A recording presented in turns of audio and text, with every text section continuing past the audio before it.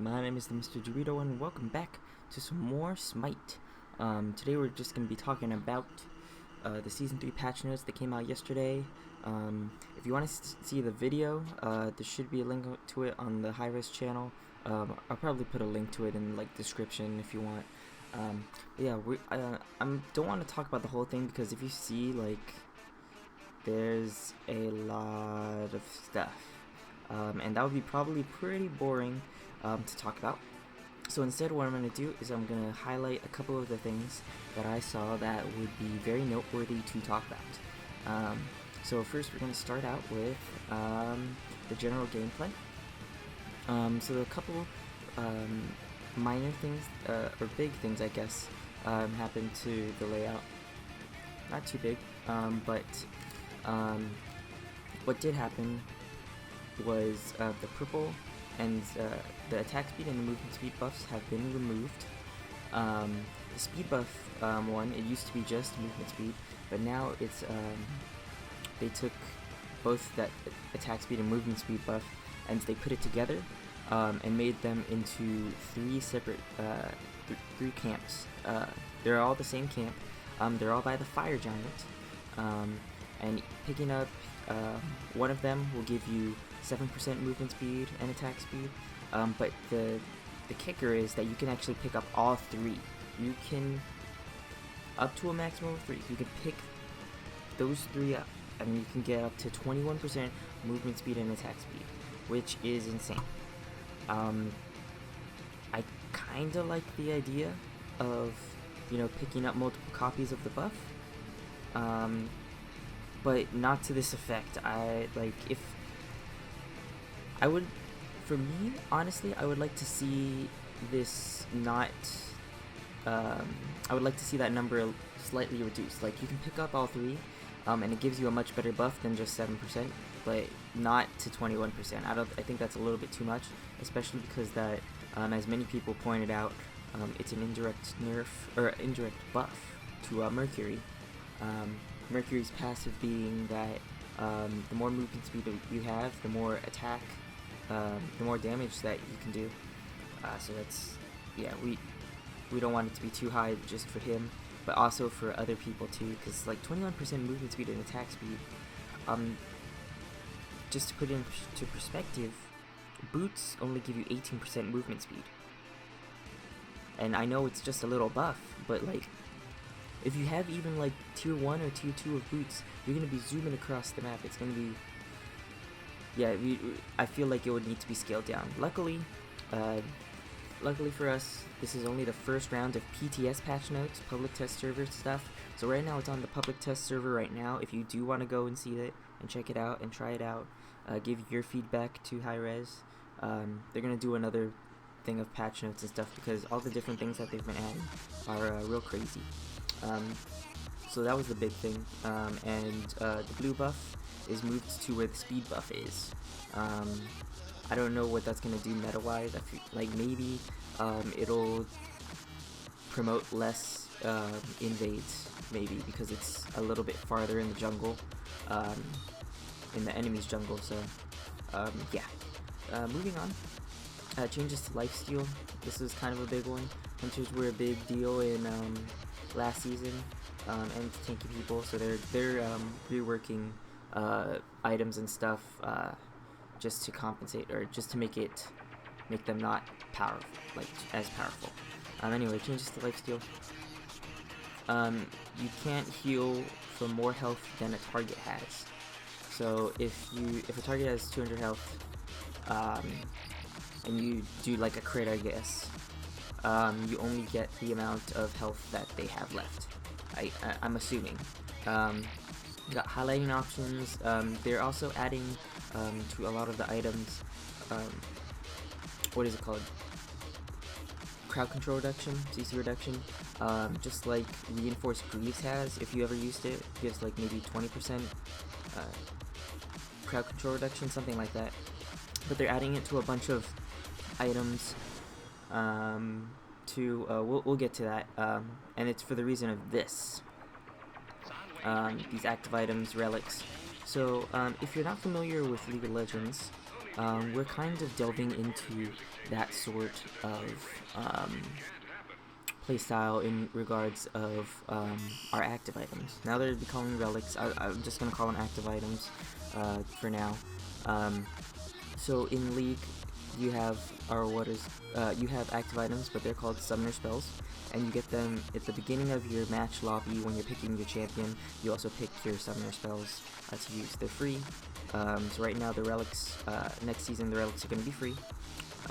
But what's different about it in our game is that you can only get one at level 1, and then your second one you have to get all the way to level 12. So a little bit different. There's probably going to be a little bit of strategy in regards to you know, which active you can pick up. It used to be like, hey, you just need to pay like maybe 300 gold to grab another item that will help you team fight or like to escape or whatever. Now you need to be really tactful tactical when you're choosing your first relic. So the other thing is that they aren't tiered. Since they're free, they only have one tier. They don't level up or whatever, and so that means that their cooldowns are just going to be a lot higher. 180 seconds, 160. I think the lowest is going to be 60 seconds, which is your Hands of the Gods. And I really like this change. I thought that the active item thing was really cool. It was nice, but if you're behind and stuff, you're gonna shelling out 300 or 600 or 900 gold for an item when you could be putting that to like some sort of defensive item, like if you're a support, or a damage item for a carry. It made it a little bit tougher to come back, in my opinion, because you had to shell out that much more money to just get a good item or a good active. So I'm glad they're free.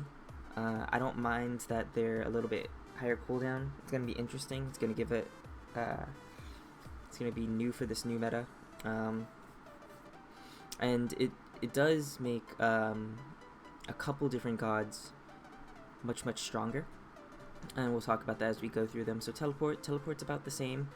Purification is just purification beads. This one's a little new because the crowd control effects, you can only be immune to new ones, and only for a second, and it's 160 second cooldown. So if you already get hit by like Hunbat's ult, you can't get out of it. It's gonna make as Incon put it, CC comps a lot more desirable. However, thankfully they added to more items a lot, the crowd control reduction stat, which is going to help compensate for this a little. I don't know how super effective CC is, but it's going to make it a little bit easier for people like Ares to get off their ult, because back then Ares with his ultimate pool, he wouldn't be able to get people unless their beads are down. It's going to make him a lot stronger. I hope he gets played a little bit more in the competitive scene, because he's just a god I like to see in competitive play. He doesn't really get much limelight. He does every now and then, but it's minimal. Hopefully he doesn't become too overpowered because of this change. But yeah, Sanctuary is basically Aegis. Blink is Blink. Curse is Weakening Curse, which is the one that reduces healing for the duration. 120 second cooldown. And I'm kind of sad that they got rid of Enfeebling Curse, because the attack speed debuff on the Enfeebling Curse was really good against hunters and assassins and all that stuff. Maybe if they could bring that back as a different curse, that would be kind of nice, because I liked that different option. It really helped out. Scout, ooh, this is a very cool one. So you can actually place a sentry ward. If you're a little bit older in the scene, or if you've been with the scene longer, you'll remember Eye of Providence, which allowed you to throw out a ward like every, 60 or 90 seconds, something like that. It was okay. It was in the what was it, the first or second season? I forget. It might have been the first season. It was in there for a little bit. Like, it was a must-have on supports. But then wards started getting cheaper and stuff, and I think they nerfed Eye of Providence a little bit more or something like that. And so basically it became a useless active. Now they're bringing it back, and it's a sentry ward, and sentry wards are 135 gold, if I'm not mistaken. And that's, you know, buying that as a support, it adds up after a while, like to the point of where you could have got an item instead of buying all those wards. So I feel like this is going to be a big item that most supports would want to get in the meta. I feel like it would be like that. 140-second cooldown isn't the worst thing, especially since the cooldown of this relic resets when you return to Fountain, so you could ward, then run back. Like as Athena, it's even better because you could ward, run back. If you have your ultimate, you can jump back into the team fight with the ultimate, and then or just, you know, teleport there and then with your ultimate and ward again if they counter ward. Just makes Athena. It's kind of like a little buff to Athena. Not really, but it's like one of those little secrets that people will probably pick up later on.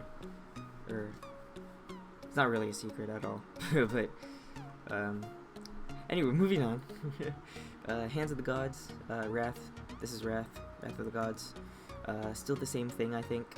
I don't think anything happened to it. Sprint.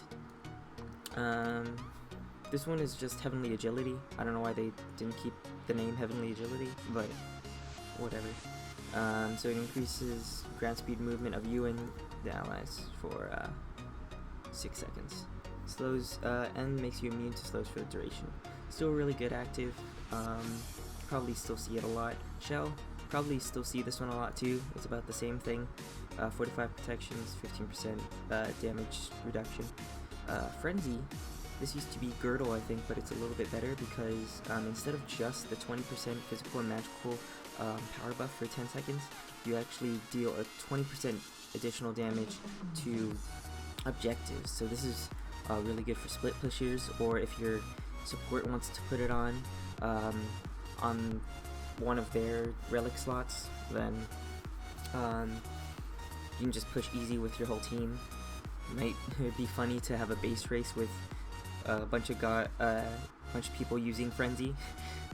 Anyway, yeah, split pushing, it's gonna be a little crazy. I don't know how good this is right now. We'll have to see in the tests. I'll probably do like a test game and show you guys some stuff maybe. Meditation, it's kind of like Salvation, except they tweaked it a little bit. So it restores allies and yours maximum mana, like your maximum mana, 35% of your maximum mana, and 15% of the owner's health. So this could be an interesting situational support item. I could see this, especially for the Guardians who have just tons and tons of health and stacking health. 15% of just your own, of like a Geb with 3,000 health. That's still a lot of health that you get for just a for just having it. Like for your whole team. That's crazy. I feel like that'd be a pretty good item to pick up. Definitely towards the later end of the game. Yeah, definitely, because 15% of like your base health and stuff, it's not very good. That was it. Anyway, Sunder. So if you are familiar with League, there's one ability that you'll know. It's called Ignite. Ignite basically just does like a burn damage to an enemy champion, as they call it, and it reduces their healing. For our Sunder, it's actually a bolt, and you actually have to it's not targetable like point and click and you boom, you hit them like League. I'm pretty sure it's a targetable or it's a skill shot, I think. And so you have to fire it. It deals true damage and then reduces the target's protection by 25% for 4 seconds. So really good for burst assassins or mages or something like that. Definitely good for those guys. They'll probably pick that up. I like that they added this item, or this active item. It's gonna be it might be a little annoying, but it's gonna like with all these different actives, it's going to be kind of interesting, at least for the first couple weeks of the meta. Oh, and then a big thing for Sentry Wards. They reduce the range from 60 to 45. It's kind of big. It's kind of a big change, especially since vision is very important. This is gonna, I don't think it's going to make too much of a difference, but people are gonna really have to be very careful when they place their wards to make sure that they get the most out of their, the most out of it. Just to make, they're gonna have to place it in a way where they can,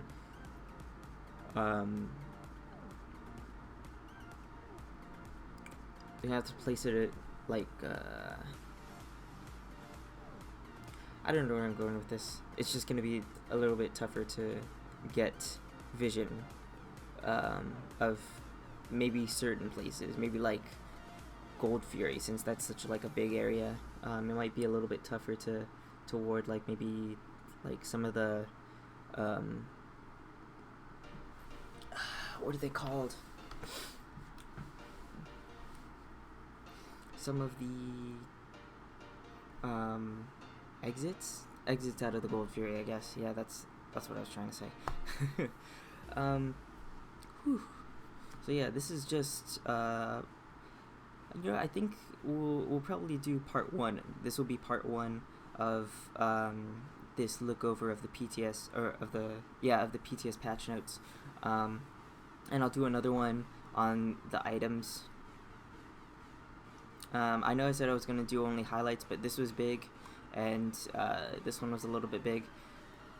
So we'll come back, and I'll highlight some of the things here in the items, and then the third part we'll do gods, and talk about that too. There's not too much to gods, so it'll probably be a short video.